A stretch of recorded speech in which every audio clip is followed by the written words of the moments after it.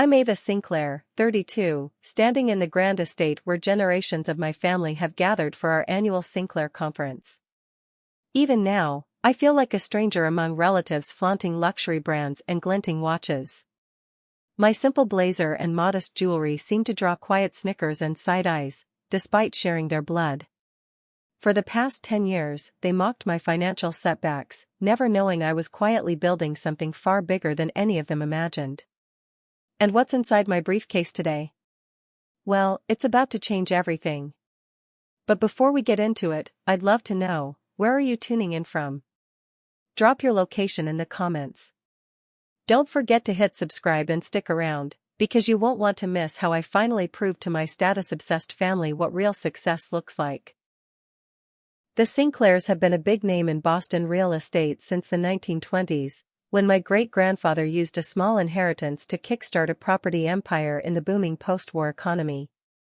By the 1970s, when my grandmother Eleanor took charge, the Sinclair name had become a symbol of wealth and prestige throughout New England.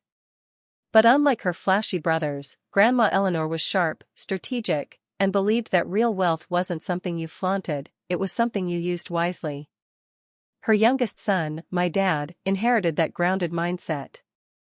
And when he fell for my mom, a humble kindergarten teacher with zero generational wealth, it shocked the entire family. They chose a quiet life in a modest neighborhood, much to the disappointment of the Sinclairs. Dad worked as an architect designing homes people actually wanted to live in, not just to show off. Mom kept teaching, and together they taught me one lesson above all: money is a tool, not your personality. When I was 15, a tragic car accident took them both. Just like that, my world shattered. Grandma Eleanor took me in, even as my relatives whispered that I was now the family's charity case. During those painful first months, I often found her in her study late at night, flipping through photo albums or reviewing real estate reports. Ava, she'd tell me, most of the family's forgotten what wealth is for. They think it's about being seen. But true wealth? It's invisible. It's security, opportunity, and the power to make a difference. For 3 years, until I left for college, Grandma taught me more about property, investing, and long-term planning than any course ever could. She trained me to spot undervalued assets, read market trends, and, most importantly, be patient. My cousins, Brent, Vanessa, Tyler, Jessica, and Bryce, had a very different upbringing. After Grandpa passed, Uncle Raymond took over as the family patriarch and leaned hard into luxury. His kids and my other cousins got sports cars at 16, took lavish holidays every break, and were decked out in designer from head to toe. Me? I drove the old Toyota my parents left behind, worked part-time jobs, and invested every spare dime. When Grandma Eleanor passed during my senior year, she left each grandchild a modest inheritance. While my cousins blew theirs on down payments for fancy condos, dream vacations, or, in Bryce's case, a yacht he rarely even used, I stayed the course. I rented a tiny apartment, kept working, and followed her investment advice, snapping up small overlooked properties in up-and-coming neighborhoods. The annual Sinclair conference was something Grandma Eleanor started to maintain family unity and shared goals. But after she died, Uncle Raymond turned it into a spectacle, a chance to brag about portfolios, flaunt possessions, and compete over who had the flashiest lifestyle. Every year, I'd walk in wearing my basic outfits, give a quiet update on my modest progress, and endure their pitying glances. What none of them knew was that, by the time I turned 28, I'd amassed 12 residential properties and 3 commercial buildings, all under anonymous LLCs, with guidance from Grandma's old attorney, Mr. Whitman. Then last year, I got wind that a massive apartment complex was for sale, the same one where Vanessa, Bryce, and 3 other relatives lived. The owner was retiring and wanted a discreet sale. Using a holding company structure Mr. Whitman had helped me set up, I bought it for $28 million. It was nearly every penny I had, but it was worth it. I made subtle upgrades and kept rents fair, slightly raised but still below market. I stayed completely anonymous. Now, as I got ready for this year's conference, I received news: Uncle Raymond was planning to propose selling Grandma Eleanor's estate. The core of our family's heritage and the last physical symbol of her legacy. So here I am, standing in the estate's marble foyer while my family shows off their wealth, completely unaware that the cousin they once called poor now owns the roof over several of their heads. I pulled into the estate Friday afternoon in my old Toyota, the same one I've had since college. The circular drive sparkled with expensive cars, Brent's new Maserati front and center, Aunt Clara's Mercedes, Uncle Raymond's Bentley, and a lineup of luxury that could pass for a dealership. I parked between Bryce's Range Rover and Vanessa's BMW. My Toyota looked like it had wandered in by mistake. I smoothed out my navy Banana Republic blazer, checked my light makeup, and headed inside. The estate hadn't changed. 3 stories of classic brick Georgian architecture, flanked by tall white columns and surrounded by meticulously kept gardens. The sight of it brought a rush of mixed feelings, comfort and sadness. I arrived early to soak in a few peaceful memories before the Sinclair circus began. Martha, the housekeeper who had served our family for over 30 years, opened the door before I even rang. "Miss Ava," she said, wrapping me in a warm hug that smelled like lemon polish and cinnamon. "You're the spitting image of your grandmother." "Thanks, Martha. You're still the best welcome committee here." She leaned in. "Just so you know, Mr. Raymond's been here since this morning. He's already changed the conference schedule and met with the family attorney." Exactly what I feared. Martha helped me carry my bag to the bedroom I'd once stayed in. Unlike the rest of the estate, that room remained untouched. Pale blue walls, white furniture, and the window seat overlooking Grandma's rose garden were all just as I remembered.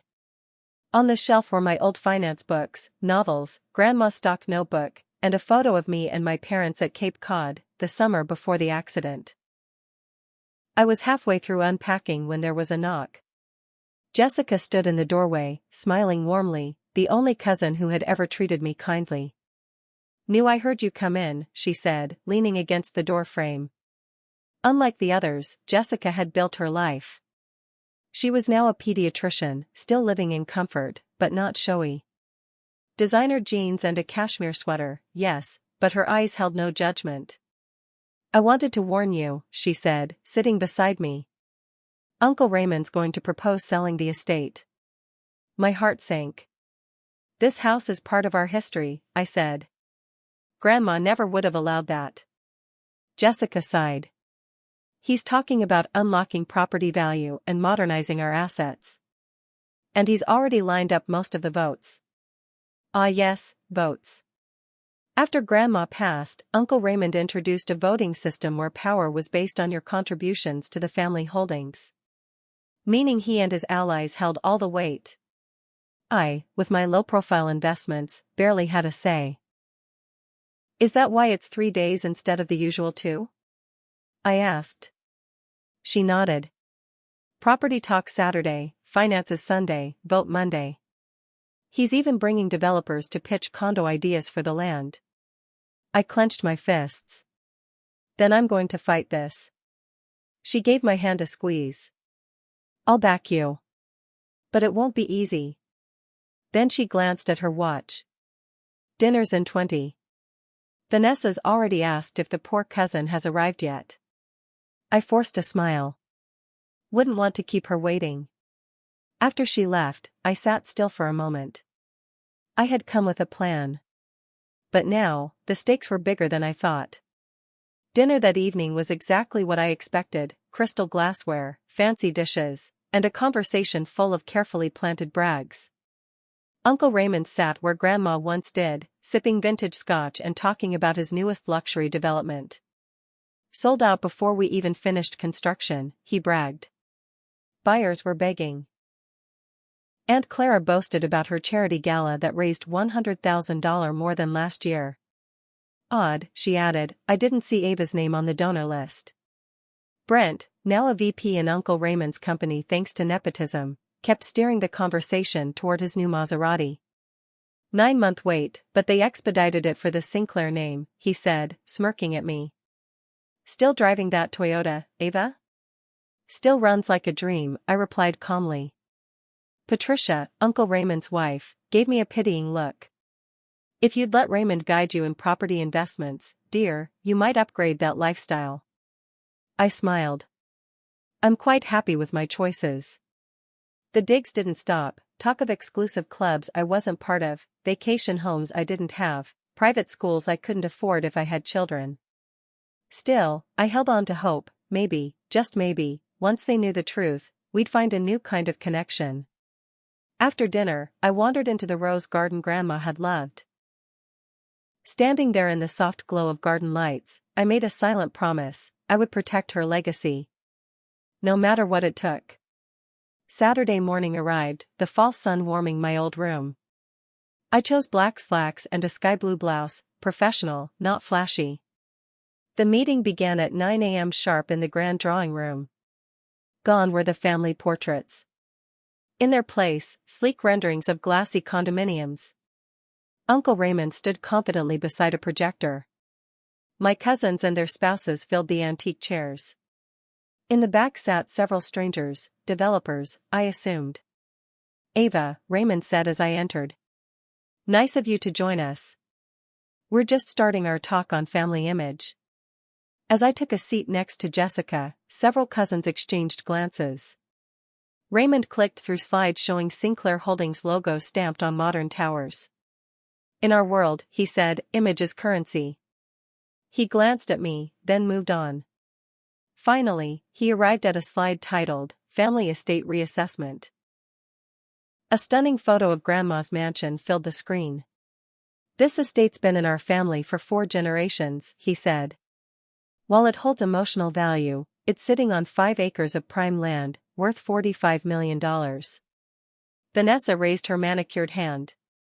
Before we go further, maybe we should acknowledge that some of us feel attached to the old place. She turned to me with a patronizing smile. Ava, we know you lived here. But surely, you understand emotions can't outweigh smart business. Before I could speak, Bryce cut in. Speaking of smart moves, did you see my new SL Roadster outside? Limited edition. Only 20 in the country. The timing was no accident. Perfect example, Raymond beamed. A statement vehicle that reflects our family's stature. He wrapped up with a plan: sell the estate, split proceeds among shareholders, weighted, of course, and replace the home with condos. Glossy brochures were passed around. Glass and steel towers, completely erasing the warm, brick mansion that once cradled generations. Projected returns are huge, Raymond said. Shall we vote? I raised my hand. He sighed, then nodded. I think we should honor Grandma Eleanor's wishes, I said, voice steady. She wanted this estate preserved. It's not just real estate.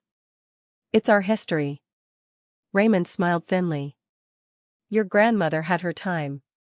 But markets change. Aunt Clara chuckled. And Ava, with your limited real estate experience, maybe this isn't your area. I pressed on. I've studied the data. This property's historical charm makes it more valuable preserved than redeveloped. Condos here could flop, just like your Westford project last year. Silence. Then Brent snorted. What do you know? Still renting that shoebox downtown? My choices are intentional, I said. Sure they are, he laughed. Like driving a 10-year-old Toyota instead of a $150,000 car. Some of us have options. Others pretend limitations are choices. Raymond cleared his throat. Let's vote on the concept. We'll get into details later. Jessica and I were the only no votes. As I sat in the garden at lunch, Jessica joined me. They're awful, she said. They don't even care what I do, I replied, holding back tears. They just assume I'm failing. She squeezed my hand. You built something real. And you didn't need to show it off to do it. I smiled through the hurt. Their cruelty stung more than I'd expected. But this wasn't over. As we made our way back toward the mansion, Jessica leaned in closer. Just a heads up. Tomorrow's session will be even worse. Everyone has to share their personal financial wins for the year. Richard always makes it about who's done the most for the family's reputation. I nodded, already dreading what was coming. Thanks for the warning. That night at dinner, the table buzzed with talk about what fancy features should be built into the new condo complex they wanted to replace our family home with. Infinity pools or rooftop gardens? Imported limestone or classic marble? As I quietly listened, I realized how different my values were from theirs. I couldn't help but wonder if there was still a chance to reconnect with these people, or if I even wanted to anymore. The next morning, Sunday, was focused on inheritance and real estate, the most serious part of our annual family gathering. The drawing room had been rearranged again. Instead of the cozy seating from the day before, a long polished table took center stage. Uncle Richard sat at the head, and each of us had a leather folder in front of us. Mine was noticeably thinner than the others. We'll begin today by going over our individual and family holdings, Richard announced. As you know, voting power is tied to each person's contribution to the family assets. I prepared an updated chart to reflect this. His assistant passed out spreadsheets. Richard, of course, held 38% of the votes. The rest was divided among his children and siblings. My name sat at the bottom with just 2%, based on the small inheritance I had officially declared and the vague income from my consulting work. Before we start the personal updates, Richard continued, I'd like to propose simplifying some of the clauses in Eleanor's will. My ears perked up. Grandma Eleanor had been smart. She'd set up protections in her will to keep any one family member from gaining too much control. Now Richard wanted to streamline those for efficiency, which really meant giving himself more power. I quietly took notes. I'd be reviewing this with Mr. Caldwell later. After that, we moved on to the financial updates. Brad was first, bragging about his new title as VP in Richard's company, his bonuses, and a mountain vacation home. 4 bedrooms, he said proudly. Right on the slopes, with a hot tub facing the mountains. Blake followed, going on about his investments in tech and how he'd just upgraded his yacht because the old one wasn't entertaining enough. Victoria talked about the elite private school her kids had been accepted into and her growing art collection. Normally there's a 5-year wait list, she said with a smirk. But they made an exception for the Sinclair name. Each update was met with praise and curiosity. Even Taylor got attention for complaining about how hard it was to find good staff for her 3 homes. I'll put in a word with my agency, Aunt Catherine offered. They only work with select families. Then someone brought up the apartment complex, yes, the very one I secretly owned, where Victoria, Blake, and a few other relatives lived. Management's been making changes, Victoria said with a frown. The new lobby renovations are noisy and unnecessary. Blake chimed in. And rent went up last quarter. Not by much, but still. Who do they think they are? Brad frowned. You know, I've been trying to find out who owns it. The building changed hands last year, sold to some holding company. No one knows who's behind it. Richard looked intrigued. That's something we might want to explore. If it's an investment group, perhaps they'd be willing to sell. He didn't know it, but he was talking about me. We could apply a little pressure, Richard added. I have contacts in the city planning office. If we control the property, we ensure things are done our way. Their arrogance and entitlement made my blood boil. They didn't want to build value. They just wanted to take it from others. When it was finally my turn, I gave the usual safe, bland summary of my consulting work and some light investment growth. As I spoke, Brad scrolled through his phone, Victoria whispered to her husband, and Richard tapped his pen like I was wasting his time. No one asked questions. No one cared. Aunt Catherine used the first pause to smile tightly and say, Ava, have you considered doing something more substantial? The Sinclair name could open so many doors for you. Before I could reply, Brad leaned in, smirking. Or she could just marry well. That's still a valid strategy, right? The room erupted in low chuckles. I'm quite satisfied with my current path, I said calmly. Success doesn't look the same for everyone. Richard cleared his throat. Speaking of different paths, I'd like to propose something, a support system for family members who might need assistance. He didn't say my name, but he didn't need to. Everyone knew who he was talking about. The Sinclair family has always looked after its own, he said. We could set up a small stipend to help certain members maintain a lifestyle worthy of the name. I sat perfectly still, furious and humiliated. They were debating how to help me like I was some stray pet. That night, I went straight to my room and called Mr. Caldwell. They're planning to change Grandma's will, I said, voice low. And they're digging into the ownership of the complex. I expected this, he replied. Don't worry. Your identity is secure. No one can trace it back to you. It's not just about secrecy anymore, I said, staring out the window. They're planning to sell Eleanor's home. And the way they talk about using their power, it's everything she stood against. Eleanor would be proud of you, Mr. Caldwell said gently. What do you want to do? I didn't answer right away. Instead, I stared at the moonlight on the garden and whispered, send over everything. Ownership documents, portfolio records, the full list of properties. I'm ready. Are you sure? He asked. Once you show your hand, it's permanent. I'm sure, I said, a calm resolve growing inside me.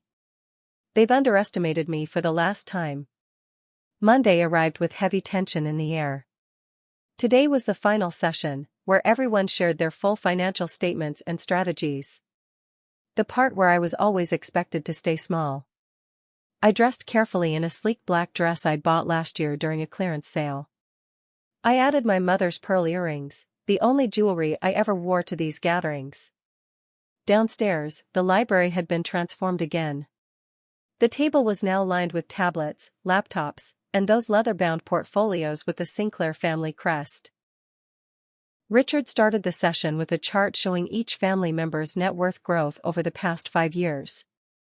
His bar was the tallest, of course. His kids and siblings followed. At the far end was mine, a short, barely there line in pale gray. As you can see, he said, smirking, some of us have embraced our legacy more successfully than others. Snickers circled the room. Brad elbowed Victoria and nodded in my direction. Presentations began. Richard talked about hotel acquisitions. Brad explained his bonus structure. Blake beamed about his growing stock portfolio. Every speaker got applause, advice, and admiration. Then came my turn. The room deflated instantly. People reached for their phones. Conversation started up in whispers. I began my typical, modest update, safe consulting work, small investments. Richard checked his watch. No one asked a thing. Then Aunt Catherine sighed dramatically. Ava, dear, I say this with love, but it's painful watching you live so far below your potential. You carry the Bennett name. Why live like this? Brad added with a laugh, come on.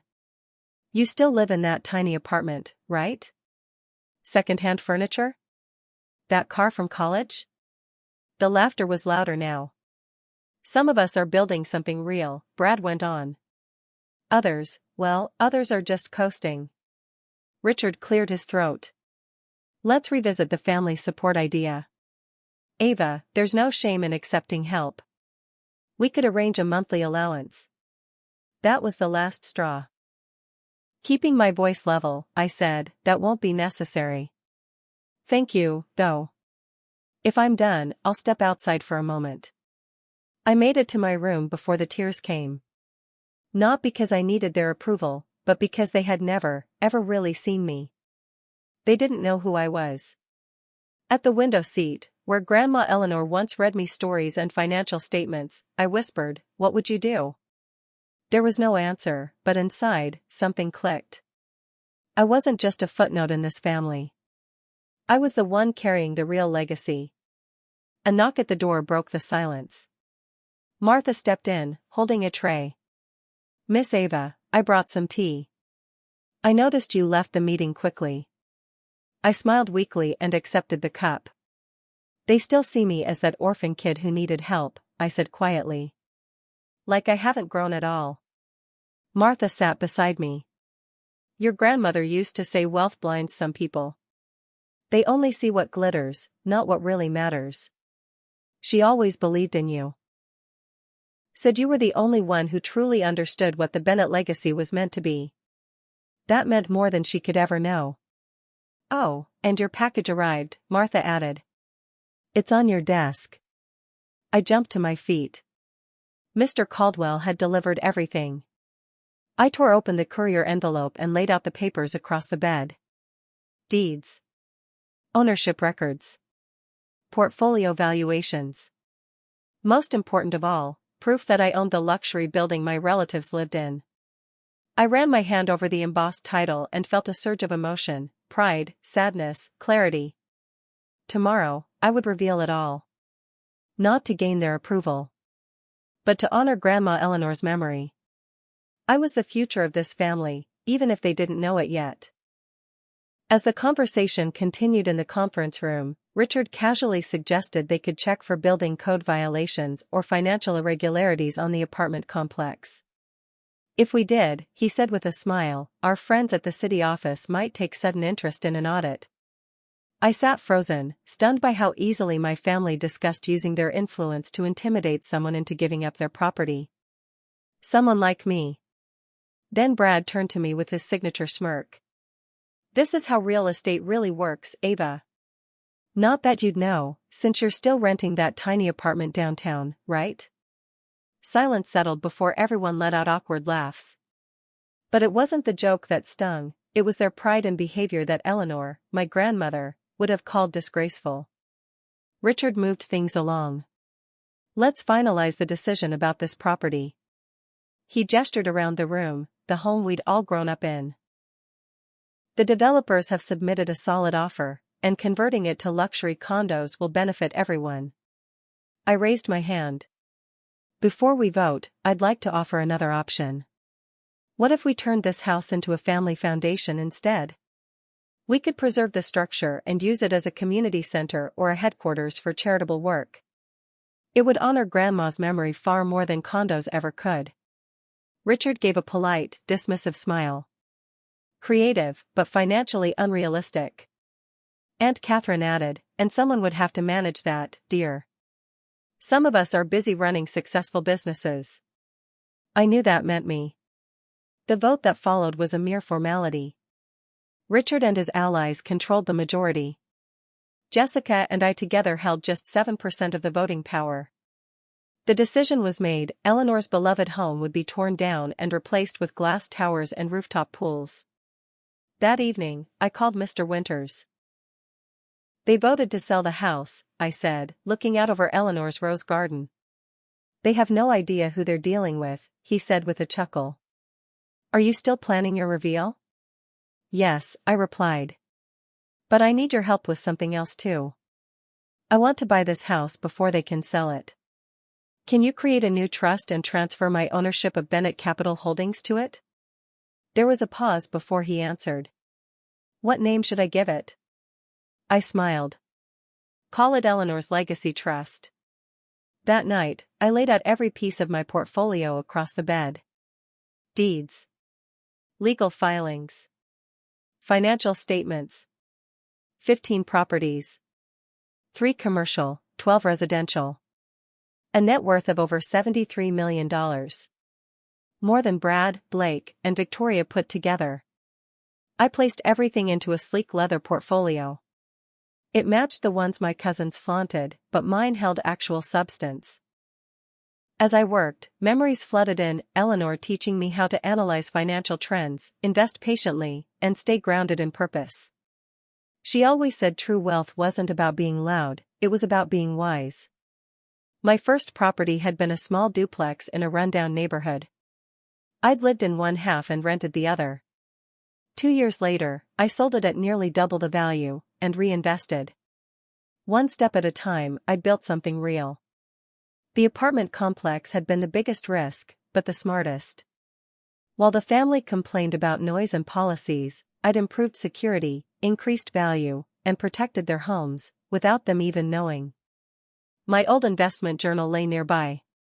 The first entry was from when I was 18, detailing a $500 mutual fund investment Eleanor had helped me choose. Her handwritten notes still filled the margins. Excellent analysis, Ava. Think in decades, not years. My phone chimed. Mr. Winters had finished everything. All documents prepared. Eleanor's legacy trust is ready. Just say the word. Shortly after, Jessica knocked on my door. You okay? You were quiet at dinner. I let her in, quickly collecting the scattered papers.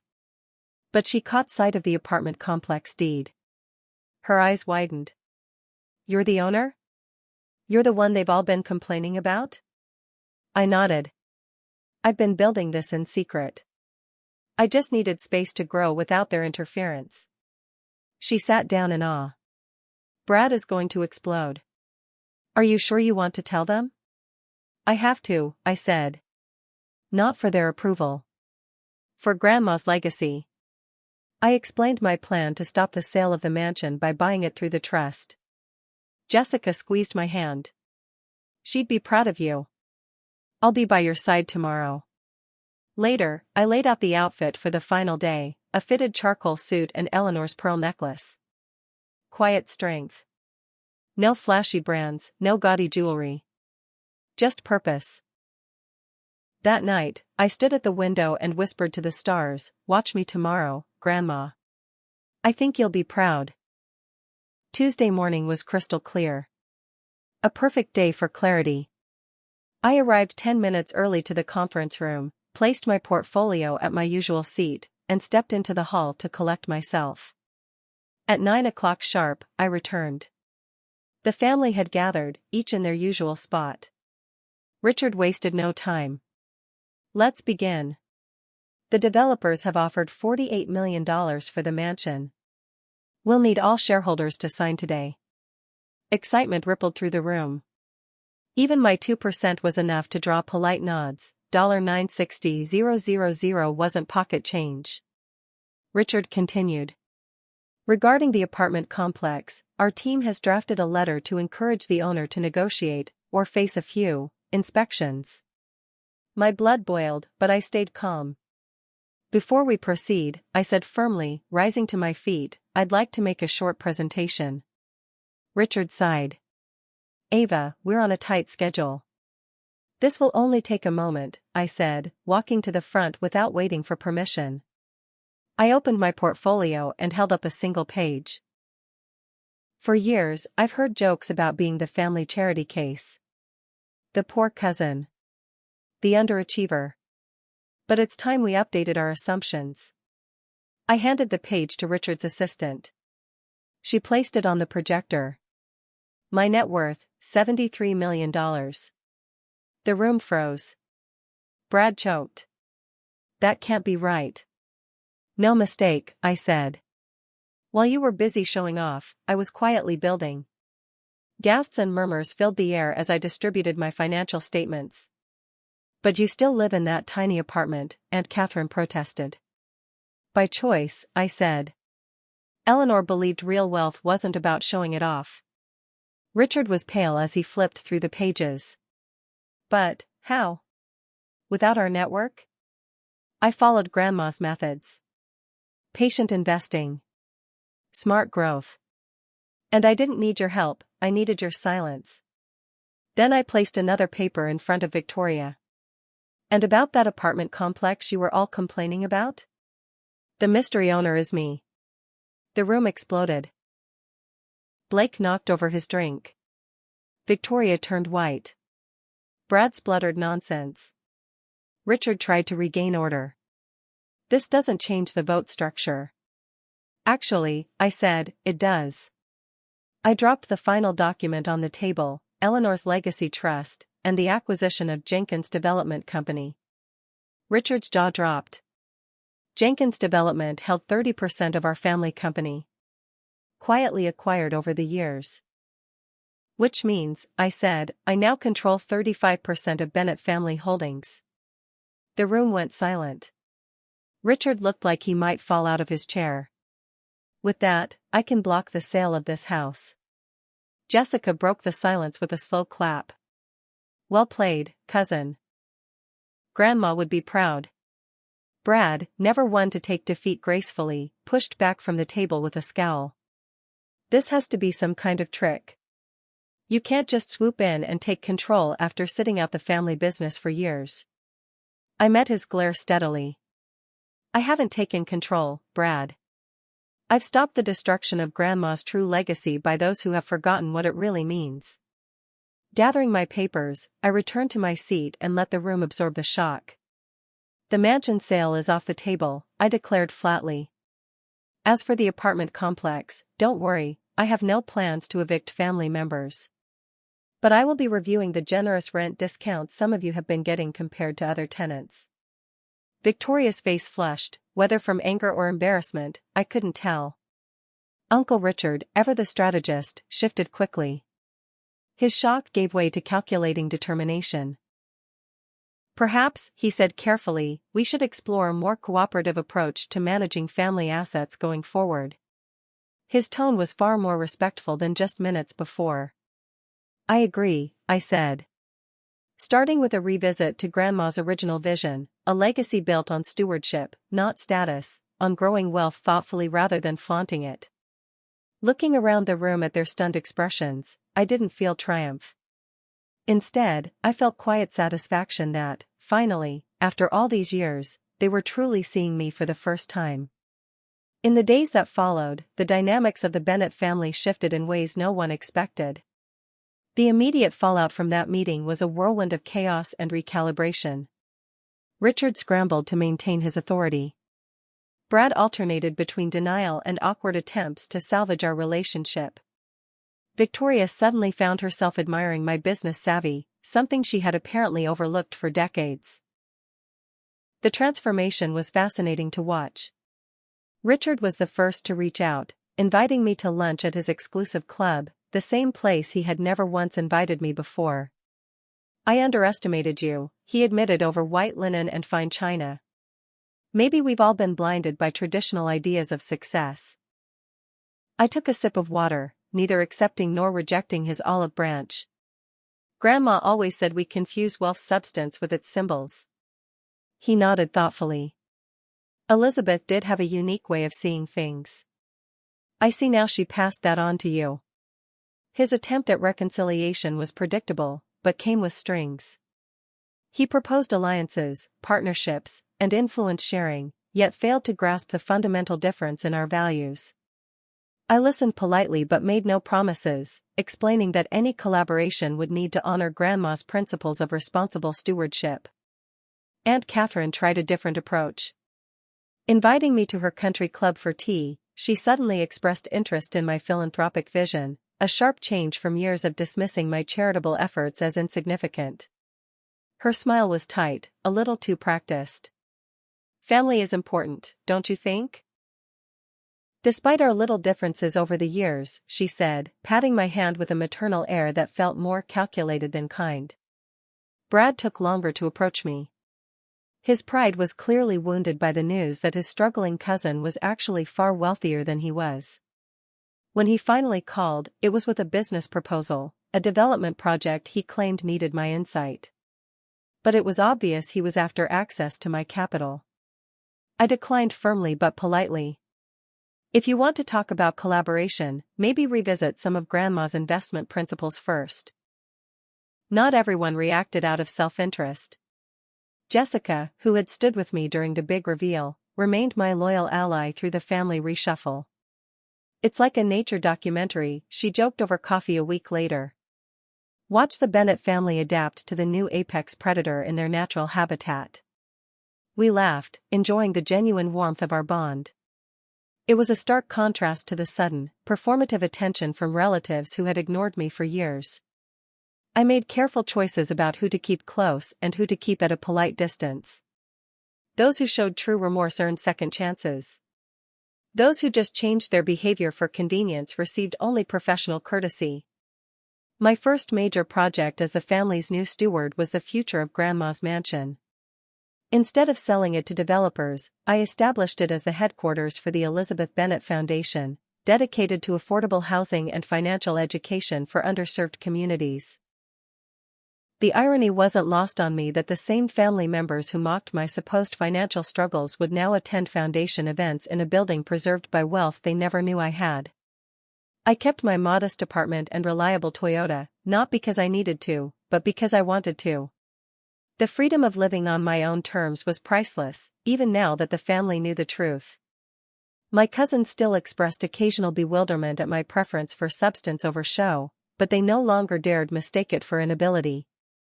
The most meaningful moment came 6 months later.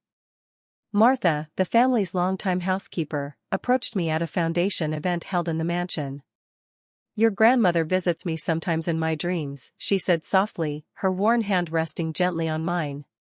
Last night, she was glowing with pride. Tears welled as Martha continued, "She always said you were the one who truly inherited the Bennet spirit, not the name, not the money, but the heart of it." That quiet validation meant more than all the newfound respect from family members who had dismissed me for years. Healing wasn't instant. Decades of exclusion and condescension couldn't be erased by a single victory. There were still family gatherings where old habits almost reasserted themselves. Still moments when careless words from Brad or Victoria reopened old wounds. But each month, I grew more confident in my role as guardian of Grandma's true legacy. I learned to balance forgiveness with healthy boundaries. The greatest lesson wasn't about money. It was about authenticity. For years, I'd let my family misjudge me, partly to protect myself, partly hoping for their approval. But the freedom that came from being truly seen, whether they liked it or not, was worth more than any portfolio. I learned that success without integrity is hollow, wealth without purpose is a burden, and family ties without respect aren't worth keeping. Now, as I sit in Grandma's rose garden, preserved forever by the foundation, I feel a peace deeper than vindication. The Bennet family keeps evolving. Some relationships heal into something genuine. Others maintain polite distance. The mansion that was almost sold to developers now hosts financial literacy classes for kids from backgrounds like my mother's. The teacher who married into wealth but never forgot the value of hard work and character. I still drive my Toyota to foundation meetings, while Uncle Richard arrives in his Bentley. But now, he knows it's my choice, not my limitation. The real wealth I built isn't just in real estate. It's in the freedom to live authentically, to honor values beyond status and show, and to use privilege as a tool for good, not ego. What about you? Have you ever been underestimated by family or friends, only to prove them wrong later? Or maybe you're still building, and others don't yet see your potential?